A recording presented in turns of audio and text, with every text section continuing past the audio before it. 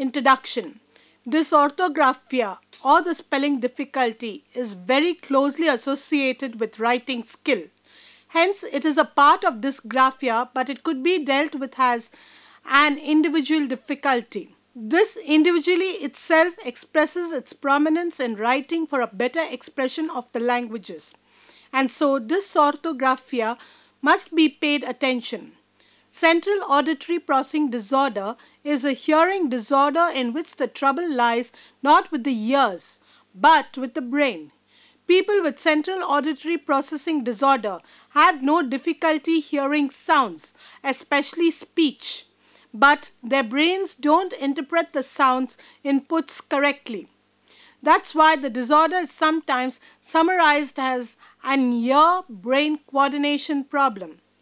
CAPD affects as many as 2% to 5% of school-age children, and as many as half of the children are diagnosed as having a learning disability. Children with central auditory processing disorder often fail to recognize subtle differences between the sounds of different words, even though the words are clear and loud enough for them to hear.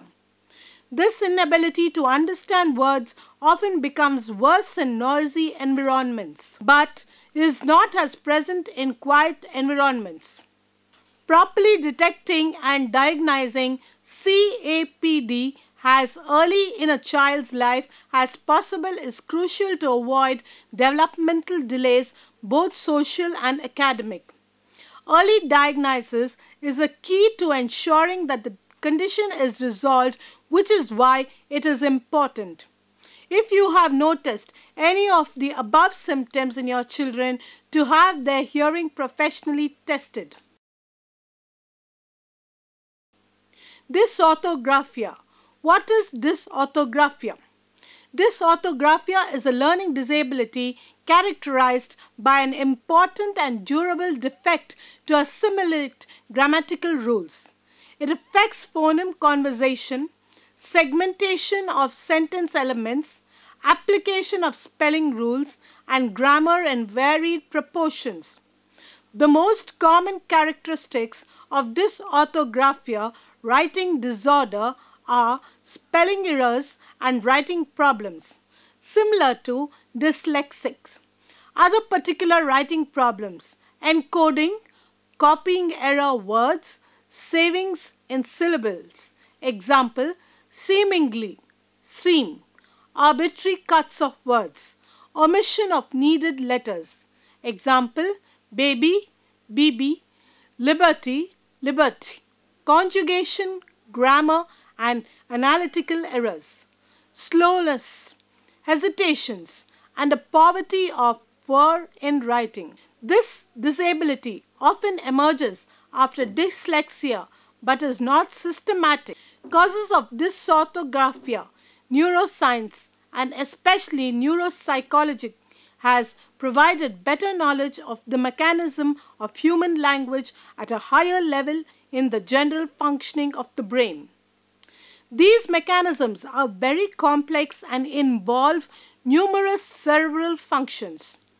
Dyslexia and dysorthographia are due to a malfunction of these basic written languages mechanisms, particularly language functions proper, the specific networks for reading comprehension. The functions required to acquire and use language: attention, memory, concepts of space and time, sequential abilities, reasoning and abstraction skills, etc. Severe dyslexia, dysorthographia generally emerge in elementary school, while less severe forms can go unnoticed for longer and only be discovered later. Difficulties with spelling.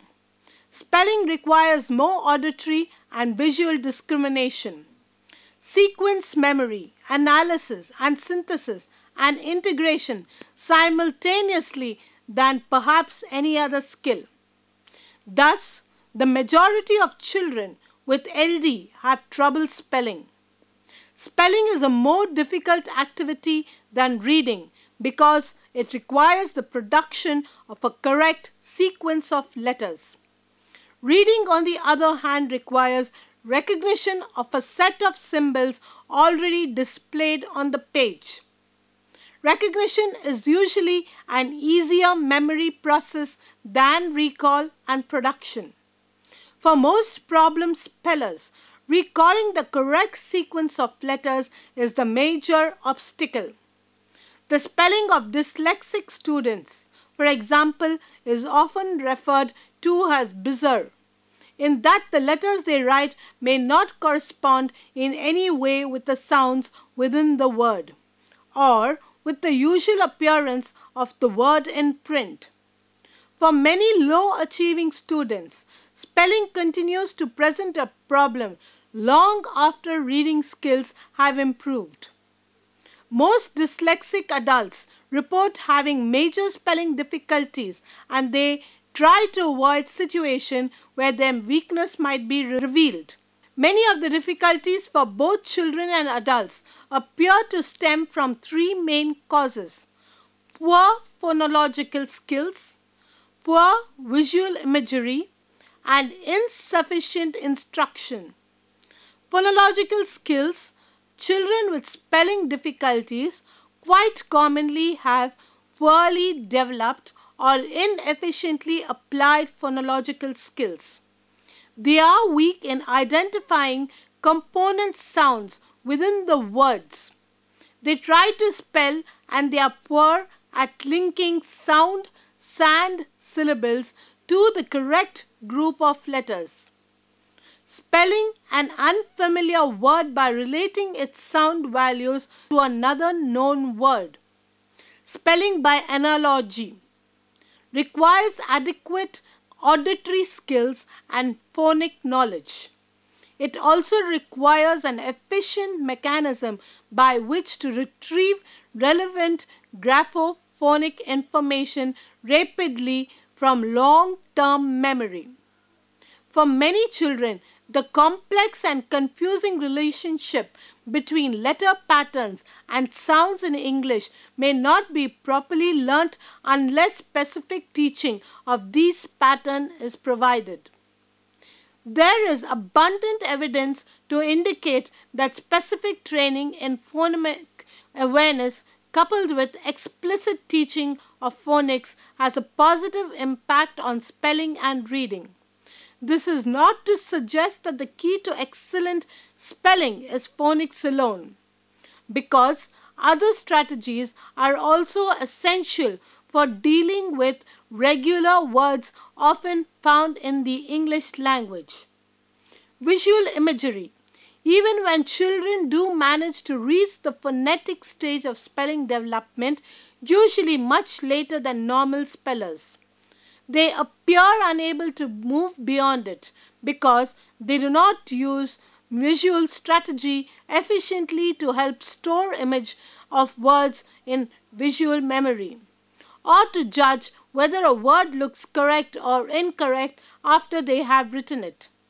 Many years ago, Johnson and Michael Bust, 1967, referred to this as an inability to revisualize words, and they devised a teaching procedure that caused the learner to focus more attentively on the sequence of letters to help establish a clear visual image. Peters and Smith in 1993 and Richards 1999 also stressed the importance in training visual perception of words, forms, and letter sequences to ensure good development in spellings. The well-known look, say, cover, write, check strategy is one effective way of ensuring that visual imagery is applied to spelling. Insufficient instruction, learning to spell, like learning to read, is not a natural language process, so children need instruction. Poor spellers are not very adept at acquiring spelling skills merely through reading and other incidental means. They believe that children need to be taught effective word analysis and other strategies to help them become independent spellers.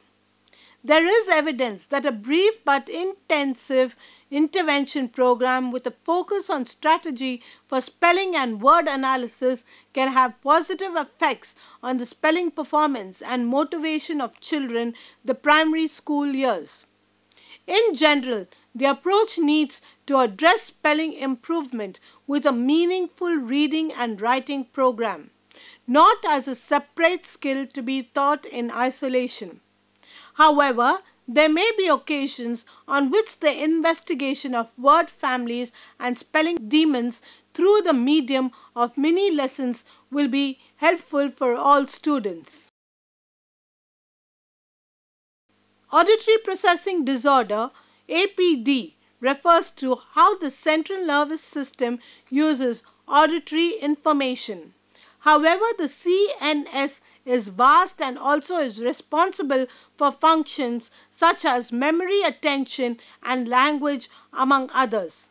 To avoid confusing APD with other disorders that can affect to a person's ability to attend, understand, and remember, it is important to emphasize that APD is an auditory deficit that is not the result of other higher order cognitive, language, or related disorder.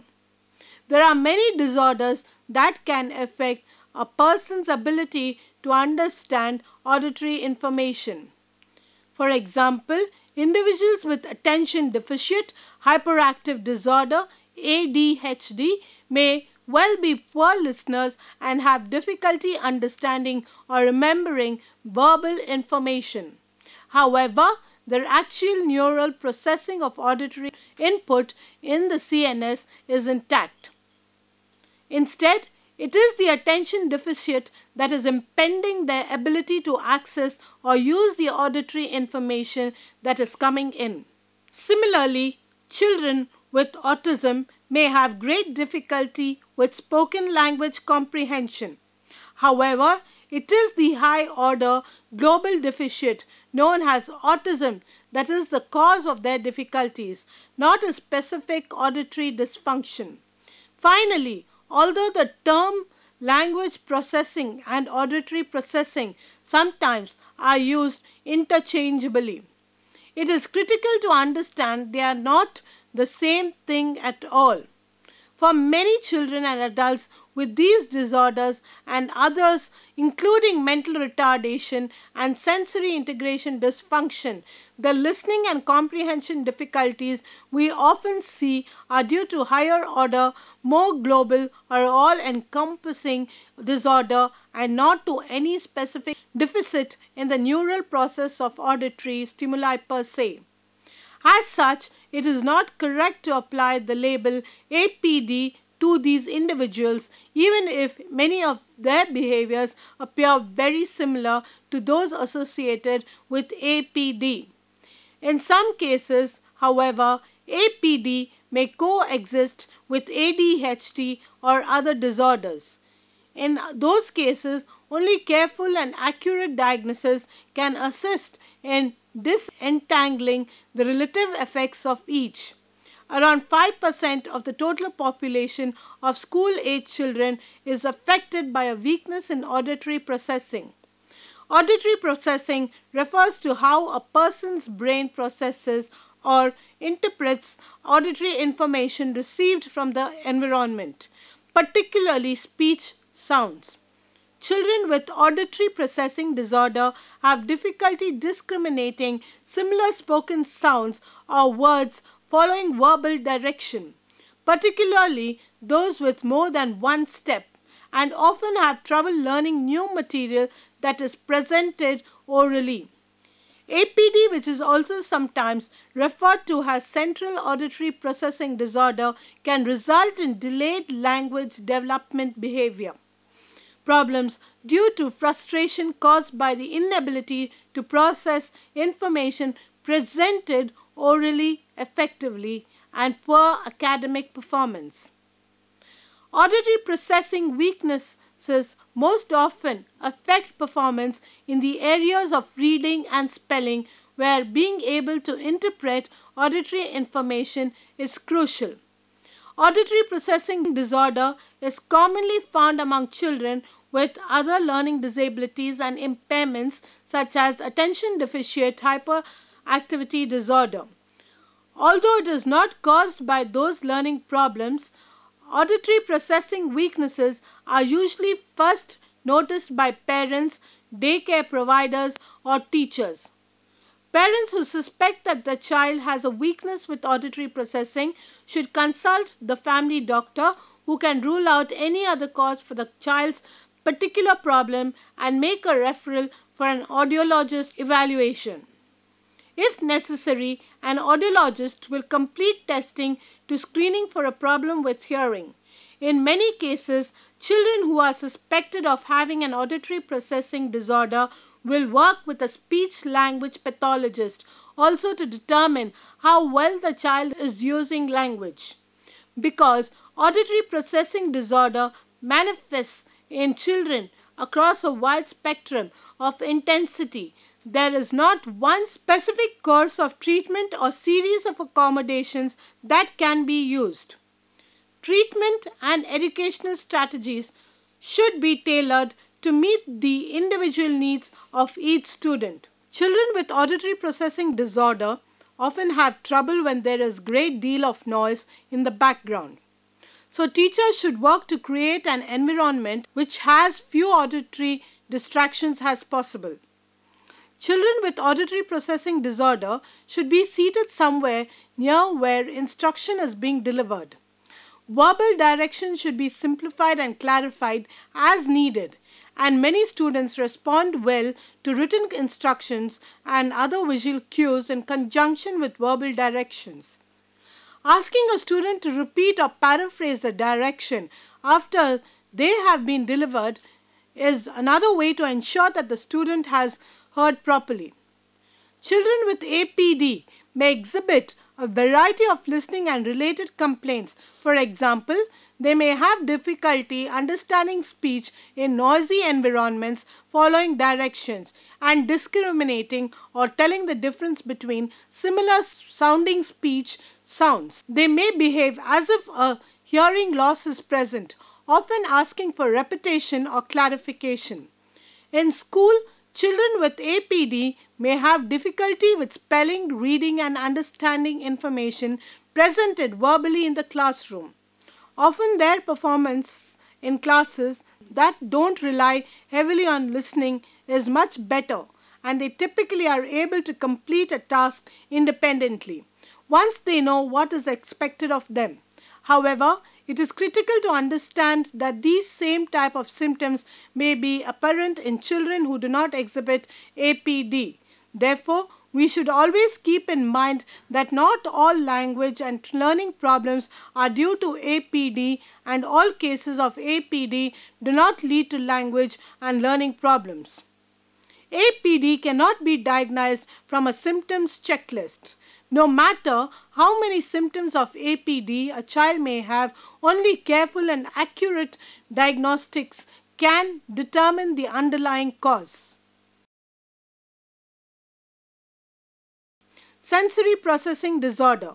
Sensory processing disorder (SPD) is a disorder caused by immature nervous system development and coincides with many other diagnoses such as developmental delay, attention deficit disorder, also the hyperactivity type, learning disability, dyspraxia, apraxia, and executive functioning disorder. It is a very strong component of the profile of a child on the autism spectrum, for which there is a separate section on the website. Sensory processing disorder can also exist without any other diagnosis and is a hidden disability in many struggling learners today. Children with this disorder frequently are gifted intellectually, though never reach their full potential, and parents and teachers are puzzled by what they perceive the child's ability could be. But the level at which the child is performing at school and at home, many of these children are called lazy and underachievers, as if at will, yet is struggling with this underlying difficulty. It is very difficult for these children to identify what they are struggling with, since they only have one body and one nervous system and have no idea that the child next to them perceives incoming sensory information differently than they do. Children struggling with this disorder often suffer from poor self-esteem, low frustration tolerance, and even emotional tantrums that seemingly are unexplained by themselves or the observers. Parents and therapists have been treating this disorder for years, since Jean Ayer's famous work started in the early 60s. This work has stood the test of time, and there is active research to support it. There are multiple children today who are getting the help they need, but there are many who are not, and this is a sad situation for the children and their families. What is sensory processing? Sensory processing is the ability to take in, sort out, and give meaning to information from the world around us. It is the neurological process of taking in sensory information, that is sound of someone's voice, clothes that you're wearing, the temperature of the room. It takes place automatically, instant reaction, and unconsciously in normal development as information is taken in through our senses, that is touch, movement, sight, and sound. This is not a conscious or intentional process, but automatic process, and therefore we do not have to think about it on a daily basis. We simply access it and use it. Sensory integration theory was developed by Dr. A. Jean Ayers. She has provided us with a theoretical framework that links a neuroscience perspective in interpreting and understanding human behavior. The term sensory integration is now a term under the umbrella term of sensory processing to encompass a wide array of sensory difficulties, such as sensory modulation as well. Normal sensory processing and normal development coincides as developmental milestones are reached in a motor as well as social, emotional, and play development. Learning is dependent on the ability to take in, process, regulate, and integrate sensation from movement and the environment, and then use that information to plan and organize behavior or to do everyday activities. Sensory processing formed the framework for playing, learning, work, and self-care. Many individuals who have deficits in processing sensation also have deficits in producing appropriate actions, which interfere with learning and behavior. There are three components to consider when discussing an individual sensory processing ability: sensory modulation, sensory integration, and praxis. Sensory modulation is the capacity to regulate and organize the degree, intensity, and nature of sensory input, not over or under reactive response, in a graded and adaptive manner. This impacts an individual's ability to achieve and maintain an optimal range of attention for performance in activities such as play, social interactions, and learning. Behaviorally, this is mostly seen as a sensory seeking or a sensory avoiding type of response, and is often misunderstood as stubborn, oppositional, or silly behavior. Sensory integration discrimination is concerned with how the different systems are discriminated different sensations as well as interacts with each other to achieve functional outcomes such as fine and gross motor skills as well as praxis ability. The other area that frequently is affected by sensory processing difficulties is praxis. This is the ability to conceive of, organize, plan, and carry out or execute an unfamiliar motor activity. It is the ability by which we physically and mentally figure out how to interact with people and objects in our environment. Praxis includes creating an idea, mentally sequencing, planning each step required to translate the idea into action, motor execution, or the actual performance of the plan, and adaptability or the ability to automatically adjust the motor plan as he or she is performing the action. This is a complex process performed at an unconscious level of the brain that is very important for efficient motor coordination, learning novel motor tasks like riding a bike, printing letters, play skills, turn taking, playing sports, and so on. Praxis ability is also considered to be a building block for higher order thinking skills, executive functioning, and sequencing tasks, which include memory, especially active working memory, organization skills, and attention. Higher order thinking skills are necessary for learning and process more intricate information and the development of more complex reasoning and sustained attention for learning. Therefore, difficulty with practices will directly impact academic functioning and those skills necessary for learning, processing, and reasoning information such as reading, comprehension, and written expression. Conclusion. Dysorthographia is the name of both a brain disorder, a faulty brain state, and a series of symptoms, behaviors in the classroom, one being the cause of the other. Dysorthographia as a whole is endowed with causal value. If a child cannot write properly, it is because he is dysorthographic. But is this legitimate, and what does it explain? To begin with, is there such a thing as dysorthographia in the real world? It is doubtful. Some children experience difficulty in writing, and we name this dysorthographia. It follows that there is such a thing as dysorthographia, and dysorthographics form a category. These compounds are learnt constructions coined from Greek and Latin roots, and they purport to refer to clearly identified illnesses. As with all illnesses, it is implied that there is the possibility of a cure. Worried parents readily accept such categorizations because blaming an illness gives them hope of a solution. No doubt, educationalists, psychologists, and teachers will take the matter into their expert hands and do their utmost to help the children. Audio processing disorder can affect both children and adults, although the actual prevalence is currently unknown. It has been suggested that males are twice as likely to be affected by the disorder as females, but there are no good scientific studies. Sensory processing disorder, or SPD, is a hypothesized neurological disorder.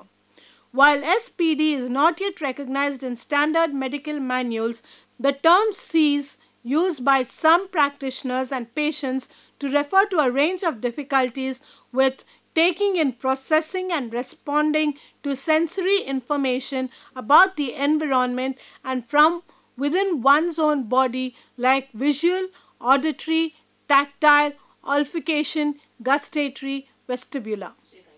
Thank you.